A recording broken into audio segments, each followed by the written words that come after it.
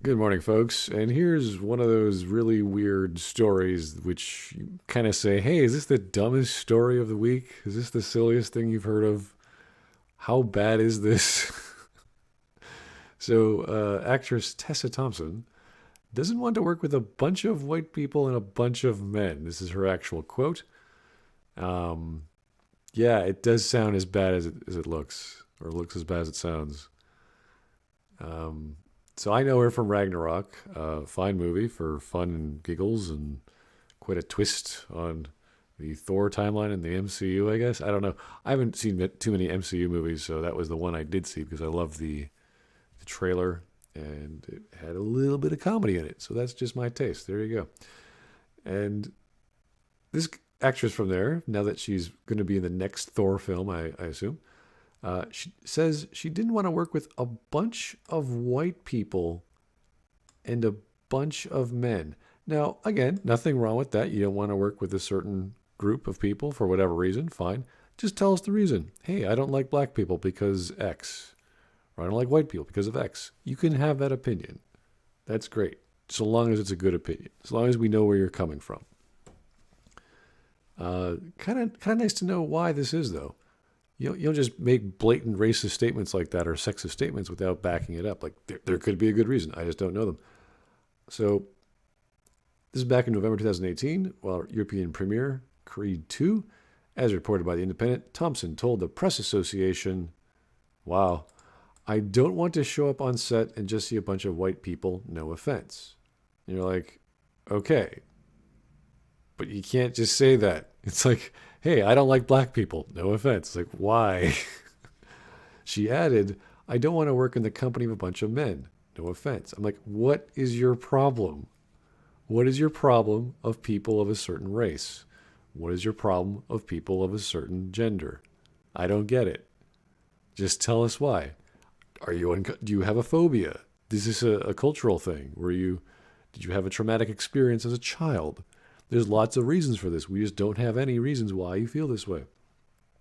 She continued, I want to see work that really looks like the world in which we live. Okay, so now we're talking a very general statement. I want to work where everyone lives the way they do. So you come across cats and dogs. Hey, I want to work with cats and dogs. It's like, all right, that's fine. That's the neighborhood or world you live in. Makes sense. There are lots of people of color. Look around. Yes, there are. I imagine everyone has some genetic mix in them they're unaware of, whether or not that is shown through their skin or other visual appearance. I'm sure we have a whole bunch of recessive traits we're unaware of that we've got in ourselves. Some good, some bad. Like some can cause various forms of cancer, for example. But yeah, we don't know about them. She's obviously only concerned with the visual, with the actual physical expression of genes or the phenotypes, all the little traits that have your skin tone be this way or your hair be a certain way, etc., etc. It's also very exciting, not just what we put on screen, but also to work on the productions that are inclusive. Again, nothing wrong with working with these things. If you want to work on a project whose theme or content is geared towards a certain demographic or a certain race or a certain gender or a certain ethnic group, hey, more power to you. You can do that. Whatever works. It seems as if, though, she just wants a very specific kind of job based off her environment where she is, because that's pretty much what she's saying. I work around people of color who are not men, which I'm assuming are women, and she wants to work on these inclusive jobs. Don't know how many acting inclusive jobs there are there, but okay. I mean, that's what you want. Good luck. I want to show up on set and have it look like the world I walk around in every day, which is full of women and people of color and folk with disabilities. Okay, that last part is making me a little curious. I want to make content that feels like that both on camera and off it. Now, this is curious because when you write a story or when you are acting, you are doing something which is fictitious. And to her, she's like, I don't want it to be fictitious. I want it to match reality. And you're like, why? So clearly her preferences are for disabled colored women. And I'm very curious about the disabled part. I mean, like born with disabilities? Do you mean you want to see a black woman get hit by a car and lose a leg? Like, what do you want here, lady? What is going on that this is your preference on and off the camera? Like, I'm trying to think of like I don't know, a black sitcom full of women who've I lost a leg or born without an arm or something. I guess. I don't know. Does she go around like, oh, this community doesn't have enough disabled people who aren't white, who aren't men? Is that what she wants? No offense, but she's not exactly the darkest looking girl I've ever seen. So, um, does she have preferences to skin color? Obviously, she does.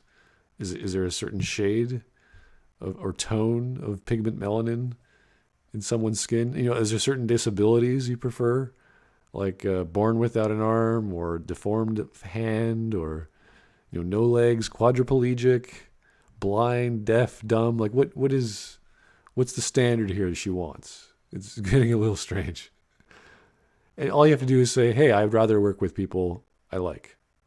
And you're like, all right, you like that? That's fine. That would be simple enough. But nope, we went all the way to sex, certain skin tones of a certain range, and disabilities of a certain range. It's like, okay. She could have said, hey, I like poor people too. It's like she could add up all those minorities. Just keep going. Get very granular there, Ms. Thompson. While discussing her role as Bianca Taylor in Creed, Thompson stated, I hope we get to a space where there is so much content where women are just what we are, is multifaceted and dynamic, so it's not noteworthy when one appears in a film. Okay, so I don't see how women aren't this way already. And I don't see why that can't be already in certain films. It has nothing to do with the actual reality we're in. It has everything to do with how characters are characterized, how they're depicted in a story, on the screen, on a TV show, whatever. So maybe she's just not paying attention, or maybe she's hanging out on really bad sets with really bad writers. I don't know. I'm not sure what's going through her brain here. This is a very strange thing to say. This sounds almost very juvenile. I'm not going to say she's a child or has very, very poor thinking, but clearly something's not matching up. I don't know what that is. What's really interesting about Thompson's comments is that she doesn't appear that she actually practices what she preaches. And that might not be her fault, because what's the possibility of her living in this very specific niche world and having jobs and playing a role where she is suddenly a quadriplegic woman of color or a disabled woman of color? I mean, you're pigeonholing yourself for no reason. I mean, if she actually wants to do that, she'll be out of work. It's just how it goes. She is an attractive looking girl, and that's about it. That's what we look for in an actor or actress. We go, oh, this person's attractive. We can use them in this role as a whatever. It's not like, oh, well, is the role involving someone who's blind or deaf? Yes or no? If not, then I'm not interested. It's a very strange thing to say. And I highly doubt that will be an ongoing opinion of trying to work in Hollywood looking for these roles. It's very odd. Since her comments in 2018, Thompson has starred in Avengers Endgame, Men in Black International, Lady and the Tramp, Sylvie's Love, and Westworld Season 3. All feature white people and men, which I'm guessing aren't disabled. Some of those have robots in them. Some of them have superhumans and superheroes and aliens.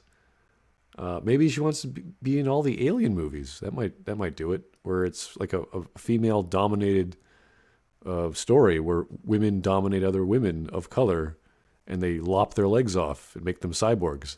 I'd actually watch that. That'd be kind of weird, but that's the premise she's going for. Unfortunately, that's all she'd be doing. She'd be typecasted as being like the cyborg woman of color. So, yeah. Avengers Endgame, it featured a number of white actors, and we don't have to go through all that, but yeah.